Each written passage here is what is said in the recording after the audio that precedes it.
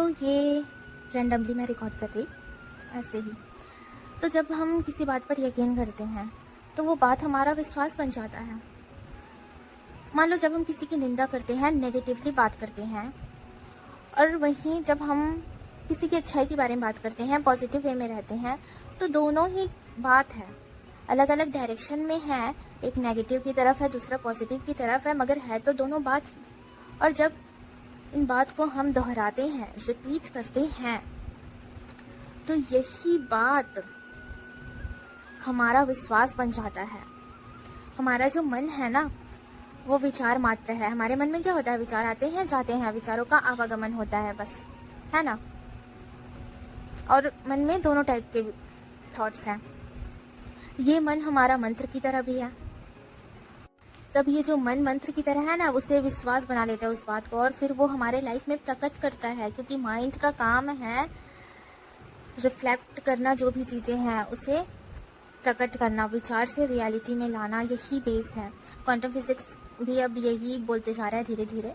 अब जब गहराई में जाओगे तो आपको यही ही पता चलेगा। आप जितना भी रिसर्च कर लो, आप थॉट्स माइंड पर जाओगे, थॉट्स पर जाओगे, फिर जाओगे आप कॉन्शियसनेस पे, तो वहाँ आपको यही पता चलेगा कि कैसे हमारा माइंड ही मैटर को बनाता है। मैटर और कुछ नहीं, बस हमारे माइंड का ही रिफ्लेक्शन है। तो मन को काबू किया जा सकता है बाई रिपीटेशन, बाई दोहराव। मन मंत्र की तरह काम करता है, बहुत इंपॉर्टेंट है। जो चाहते हो दोहराओ दोहराओ दोहराओ दोहराओ, बस दोहराओ जब तक आपको यकीन ना हो जाए। और मन की एक आलसपन भी है, जो चीज़ उसको दोहराने बोलते हैं ना, तो उसको आलस बनाता है, वो उस चीज़ से पीछा छुड़ाना चाहता है। दोहराव से मन जो है पीछा भी छुड़ाना चाहता है, मगर दोहराव से चेंज ही होता है, क्योंकि हमारा जो ऊपर का कॉन्शियस लेवल का मन है उसको तो एक बार में हर चीज़ समझ में आ जाता है, बट हमारा जो सब कॉन्शियस माइंड है वो जल्दी चेंज नहीं होता, तब तो गड़बड़ भी हो जाएगा ना। मान लो आपको भी बोलेंगे तुम हाथी हो, कॉन्शियस माइंड सुन लिया, मगर सब कॉन्शियस माइंड को 50 बार बोलोगे तुम हाथी हो तो वो सुनेगा, तब तुम हाथी की तरह बिहेव करोगे, और जो कि अच्छा ही बात है, कम से कम रिपीट होने के बाद तब्दील हो रहा है। वरना मान लो सबकॉन्शियस माइंड और कॉन्शियस माइंड दोनों एक जैसे काम करता, तुम्हें बोलते अभी हाथी हो, सबकॉन्शियस माइंड को भी लगने लगता तुम हाथी हो, तुम्हारा नेचर हाथी की तरह होने लगता, तुम वैसे बिहेव करने लगते।